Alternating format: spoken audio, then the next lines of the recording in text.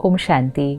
पिछले 9 दिनों से हम डिविनिटी का आह्वान कर रहे हैं, शक्ति का आह्वान कर रहे हैं और दिव्यता को और शक्ति को इमर्ज करने के लिए हमने सात्विक जीवन, पवित्रता, अवेकनिंग, एक नए सोचने का तरीका, एक नया जीवन जीने का तरीका, जागरण, ये सब कुछ हम करते हैं। ये सिर्फ 9 दिन नहीं, लेकिन ये तो एक जीवन जीने का तरीका है। अगर आत्मा अपने अंदर की डिविनिटी और आत्मा अपने अंदर की पावर्स को इमर्ज करना चाहे तो फिर प्योरिटी 9 दिन क्यों, और सात्विक आहार 9 दिन क्यों, और कमज़ोरियों से जागरण सिर्फ 9 दिन क्यों। ये 9 दिन एक रिमाइंडर होते हैं। फेस्टिवल्स जो आते हैं वो हमें जगाने के लिए आते हैं। फेस्टिवल को एक अलार्म की तरह देखते हैं। जैसे हम एक मॉर्निंग अलार्म लगाते हैं तो मॉर्निंग अलार्म हम फिक्स कर देते हैं, तो जब वो सुबह बजता है तो 3 ऑप्शंस होते हैं। या तो अलार्म बजे और हम उठ जाते हैं, दूसरा अलार्म बजे और हम उसको बंद कर देते हैं, और तीसरा ऑप्शन होता है हमें अलार्म की ज़रूरत ही नहीं है, हम अपने आप उठ जाते हैं। इसी तरह जो त्यौहार आते हैं वो एक मॉर्निंग अलार्म की तरह हैं, वो बजते हैं। मतलब 9 दिन देवियों के आए, नवरात्रों के आए, अलार्म बजा। किस बात का अलार्म बजा? जीवन को बदलो, जीवन जीने का तरीका बदलो, जागरण करो अज्ञान की नींद से, सात्विकता को अपने जीवन में लेकर आओ। अलार्म बजा। ये अलार्म बजने के बाद अब हम क्या अलार्म बंद करके उसकी ट्यून को सुनकर वापस सो जाएंगे, या अब हम जाग जाएंगे? और फिर हर साल हमें अलार्म बजाने की ज़रूरत नहीं पड़ेगी, क्योंकि एक बार जाग गए तो हमें अलार्म की ज़रूरत नहीं पड़ेगी, हम जगे रहेंगे। और जब हम वो करेंगे, जब जीवन में ये प्योरिटी और सात्विकता 9 दिन नहीं लेकिन एक जीवन जीने का तरीका बन जाएगी, तो फिर रावण मर जाएगा। और इसीलिए 9 दिन के बाद 10वें दिन दशहरा आता है। दशहरा आना मतलब रावण का खत्म होना। आज पूरे देश के कोने कोने में रावण के पुतले को जलाया जाएगा। रावण का पुतला एक बार जला दिया तो हर साल जलाने की क्या ज़रूरत है? और सिर्फ हर साल जलाते नहीं हैं, लेकिन हर साल उस पुतले को पिछले साल से थोड़ा सा और बड़ा बनाते हैं। ये किसका प्रतीक है? हमारे अंदर की जो कमज़ोरियाँ हैं, नेगेटिविटीज़, वीकनेसेस, वाइसेस, विकार, ये ईयर बाय ईयर बढ़ते जा रहे हैं। और क्योंकि ये हमारे अंदर बढ़ते जा रहे हैं, ये सृष्टि पर, दुनिया में बढ़ते जा रहे हैं। और क्योंकि दुनिया में नेगेटिविटी बढ़ती जा रही है, तो हर साल वो रावण का पुतला पिछले साल से और बड़ा बनाया जाता है। तो इसको दशहरा कहते हैं। रावण हत्या नहीं कहते, रावण वध नहीं कहते। दशहरा मतलब 10 सर को काटना, उतना ही उसका मीनिंग है। तो वो आत्मा के जो 10 विकार हैं उसको काटना है। 10 vices in every soul। Percentage अलग अलग हो सकती है, लेकिन कुछ ना कुछ मात्रा में ये विकार हमारे अंदर हैं। तो काम, क्रोध, लोभ, मोह, अहंकार, ईर्ष्या, द्वेष, छल, हठ, आलस्य, 10 विकार, 10 vices। ये 10 विकार हमारे वो 10 सिर हैं, और इन 10 सिर को हमें ख़त्म करना है। और जब हम डिविनिटी को इन्वोक करेंगे, अपनी पावर्स को इन्वोक करेंगे, तो ये 10 सर ख़त्म हो जाएंगे। तो वो दशहरा का प्रतीक है। अब क्या दिखाते हैं कि श्री राम जी जब एक सर को मारते थे तो वो सर नीचे गिरता था, और फिर थोड़ी देर के बाद एक और सर वहाँ आकर फिर से जुड़ जाता था। तो ये हमें क्या सिखाता है कि एक एक विकार पर काम नहीं किया जा सकता। एक विकार पर वर्क करेंगे, वो सर गिरेगा तो थोड़ी देर के बाद एक और वहाँ आ जाएगा। सारे विकारों का रूट, जो मूल है, वो है बॉडी कॉन्शियसनेस। इसलिए रावण की नाभि पे मारा गया। बॉडी कॉन्शियसनेस जो रूट है, उस पर जब श्री राम जी ने मारा तो सारे सर गिर गए और रावण पूरी तरह से ख़त्म हो गया। तो हमें एक एक कमज़ोरी पर, आजकल हम कहते हैं डर ख़त्म करना है, जेलेसी ख़त्म करनी है, हर्ट ख़त्म करना है, गुस्सा ख़त्म, वो फिर इतने सारे लगते हैं कि देख के डर लग जाता है कि इतने सारे विकारों को हम ख़त्म कैसे करें। एक एक ही ख़त्म करना इतना मुश्किल है। तो इतने सब वाइसेस पे वर्क नहीं करना है, किसी भी चीज़ को ख़त्म नहीं करना है। बॉडी कॉन्शियसनेस को सोल कॉन्शियसनेस से रिप्लेस करना है, और उसी के लिए डेली स्पिरिचुअल स्टडी और मेडिटेशन। मैं आत्मा हूँ, प्योर आत्मा हूँ, परमात्मा की संतान हो, अपने अंदर शक्ति भरते हैं तो एक एक विकार ख़त्म हो जाते हैं। और वो सारे 10 स्तर की अवेयरनेस भी नहीं होती कि हमने एक एक को ख़त्म किया।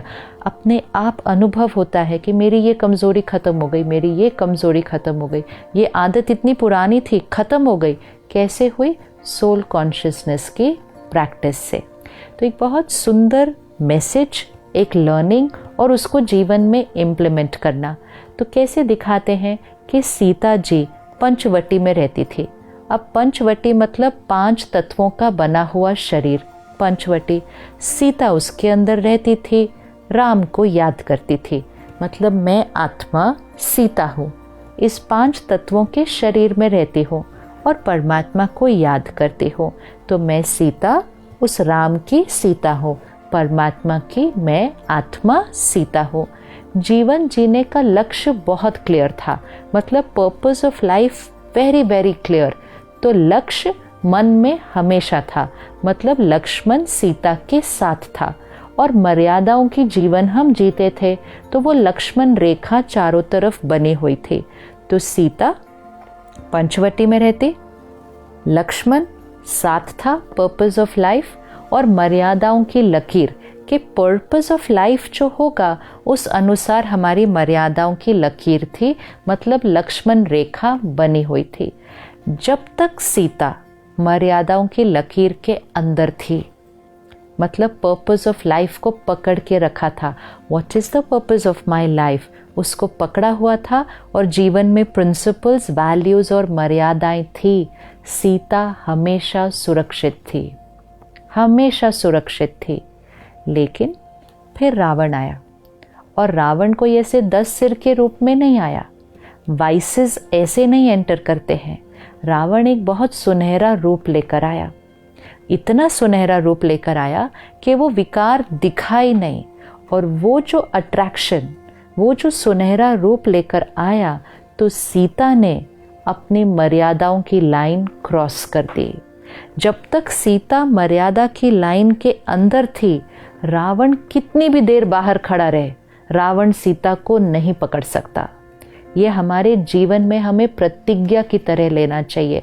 मर्यादाज, द वेज ऑफ लिविंग, घर की मर्यादा, परिवार की मर्यादा, देश की मर्यादा, आत्मा की मर्यादा, ये मर्यादाज हमारी प्रोटेक्शन है।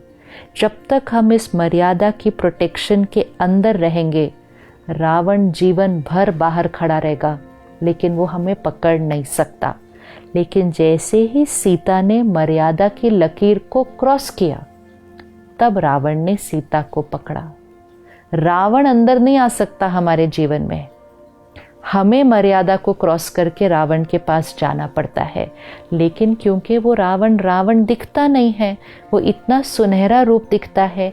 आज अपने जीवन की डिस्ट्रैक्शंस को देखें, जो हम सुन रहे हैं, पढ़ रहे हैं, देख रहे हैं, क्या खा रहे हैं, क्या पी रहे हैं, धन कमाने की इतनी होड़ में हैं, किसी को भी पीछे छोड़ने के लिए, किसी को गिराने के लिए तैयार हैं, क्योंकि वो जो बाहर है वो हमें बड़ा सुनहरा दिखता है, वो इतना अट्रैक्टिव है कि हम अपनी मर्यादाओं को छोड़ देते हैं। और जब हम वो करते हैं, तब रावण सीता को पकड़ लेता है, विच मीन्स आत्मा के अंदर विकार, वो 10 वाइसेस तब आते हैं जब हम अपने लक्ष्य को, पर्पस ऑफ लाइफ और जीवन की मर्यादाओं को छोड़ते हैं। फिर सीता राम को बुलाना शुरू करती है। जब हम अपने विकारों से दुखी और दर्द में होते हैं, तो हम भगवान को बुलाना शुरू करते हैं, तो हम परमात्मा को याद करना शुरू करते हैं कि हे परमात्मा, आकर मुझे इस दुखों से, इस कष्ट से, इन कमज़ोरियों से छुड़ाओ। तो राम आकर सीता को, मतलब परमात्मा आकर आत्मा को रावण के ऊपर जीत पाने के लिए ही ज्ञान देते हैं।